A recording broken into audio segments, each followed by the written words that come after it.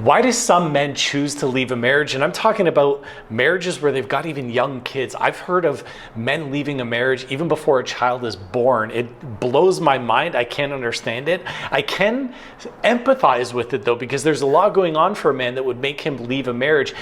And it catches women completely off guard. I can't tell you the number of women that I get a DM from who tell me that their husband has just filed for divorce or he's moved out and he's slammed the door shut and said, I have no desire to be with you, no desire to continue a relationship with you.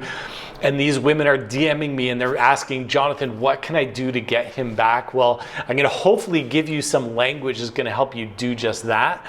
But before I get there, you got to understand that when a man decides to leave his marriage, he's doing it most likely for this really one important reason, and that is because he does not feel cherished by his wife. And this is so important because we typically think that it's a man's job to cherish a woman and it's a woman's job to choose a man, and it's actually the opposite. See, men, we go about our life, and if you kind of go back, back into the early days of men and women, men would go out and hunt, and they would come back, and they needed to know that when they were returning back to the camp, back to the village, that his wife, the woman that he was with, that she was going to be there waiting for him when he returned. If she wasn't there, and she'd gone off with someone else, then clearly she would have chosen to be with someone else. Conversely, when that same man came back from that hunt with the animal, all the food, maybe shot a buffalo, whatever it was, and he's bringing it back to the village, that woman, his wife, wanted to know that all of that food was going to be for her and her kids, his offspring, but her children, her offspring. She wanted to make sure that he wasn't bringing the food to anyone else. It was all meant to go to her and her children. That would be cherishing, because think about it for a second.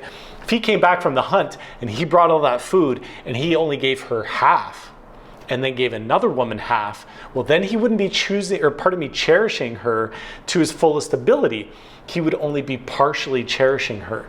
And this is why I explain to my couples all the time that women want to be chosen and men want to be cherished. Now, back to the whole point of this video, a man who doesn't feel chosen by his wife is going to eventually leave. And how do women best choose their husbands, choose their men? How do they best send that message that I choose you every single day to their husband, to their fiance, their boyfriend, whatever their relationship status is? They do that by speaking to his identity. Remember this, burn this in your brain. Women, when you were talking to that guy in your life, you were not just talking with him, definitely not talking to him, you're reaching out and you're speaking to his heart, you're speaking to his identity, you're not talking about his behavior. You've got to send that message on a day-to-day basis that the man in front of you is the man you choose, the man you like, the man you admire, and the man you respect. Those words, like, admire, and respect, I know men do a ton of things to lose the respect and admiration of the women in their lives. That could be porn, that could be alcohol addiction, that could be flirty messages with a coworker, that could be having deleted messages. All of those things, yes, would qualify as good, substantial enough reasons for a woman to lose respect and admiration for her husband. But in the absence of those things, because he doesn't take out the garbage, because he doesn't know how to change diaper, I know even just me saying this is going to get a lot of people angry, but those are not worthy of losing your respect and admiration for him as a man. You can still love him as a man and not be happy with his behavior.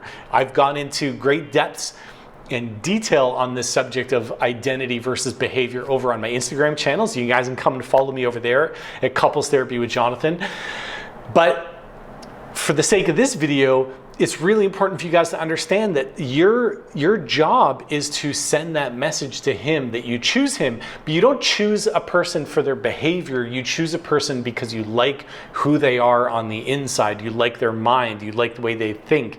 You like, the joy they bring into the room. You like them because they're a kind soul, because they're caring, because they have values of providership and protectorship. You like them because they're intelligent. These are the qualities that you're speaking.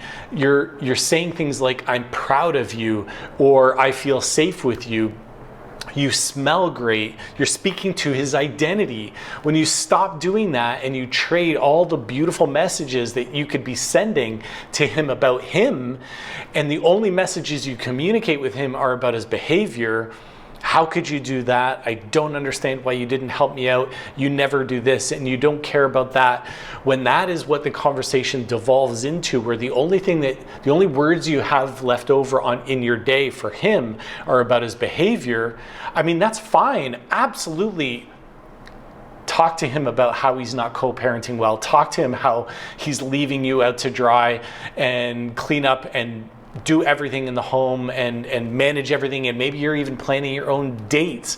Obviously, those are things that you want to raise with him, but it can't be the dead end of that's the only thing that you talk about. You've got to send him the message that you like him, that you admire him, and you respect him. And all of those three things can happen regardless of his behavior. Because the thing is that, we have respect and admiration for our children. We can have it easily in great amounts for our children, but when it comes to our romantic partner, particularly, I see this from women towards men, it's the well runs dry. All of a sudden it becomes, we're skating on thin ice, or there's very few brake pads left on the car, and it's metal on metal. It's almost as if when it comes to how men are seen in relationships and in marriages in particular, we are simply judged based on our behavior.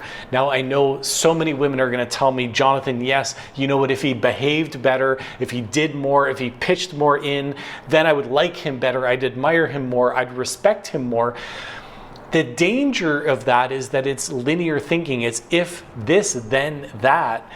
But the reality is that relationships don't work that way, because everyone on the planet has the ability to be thoughtless, lazy, or insensitive on a day-to-day basis. I'm usually that way every single day. My wife still loves me. She still likes me. She still respects me and admires me.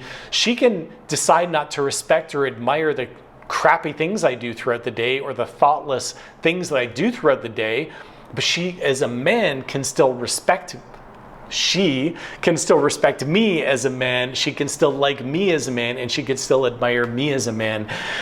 Make that distinction in your mind, that I need to speak to his identity from time to time. I've got to fill that cup and let him know that, when I hug him, it feels like home, or you love his biceps, you love his jawline, you love his hair, you love his strong hands, whatever it is, you got to speak to his identity, parts of him, the physical, the non-physical, his mind, his intellect, all of it. You've got to remember to fill that cup, because if you don't fill that cup, he will find another to fill it for him. And that is what catches so many women off guard. They come to me and they're like, my husband has left, he's filed for divorce, slammed the door, he's already out talking to other women. He's done that because you did not fill that cup for him. So fill the cup, remind him that he's likable, that he's a man to be respected and a man to be admired. And I promise you, you will insulate and you will protect your marriage. If you ignore that identity portion of the messages that you need to send him on a day-to-day basis, and you're only talking to him about his behavior, you will lose him, he will close the door on the relationship, and you will be completely caught off guard, and there won't be anything I can do. I hope this video helped you. If it did, hit that follow. Don't forget to subscribe hit the follow, hit the like. Don't forget to subscribe to the video. Come and follow me over on Instagram. You guys know you can send me a question, a DM anytime over on Instagram. It's really easy. You will get a response from me. I answer every single one of my messages. There's not some 18-year-old behind the scenes answering messages for me. I'm the only one that has access to my account. So you are talking to me when you come and chat with me over there. Thank you guys so much. I don't feel like I work a day in my life because of you. Thank you all so much for being with me on this journey as I continue to bring out relationship saving advice for you guys. Thank you guys so much, and we'll talk soon. Bye now.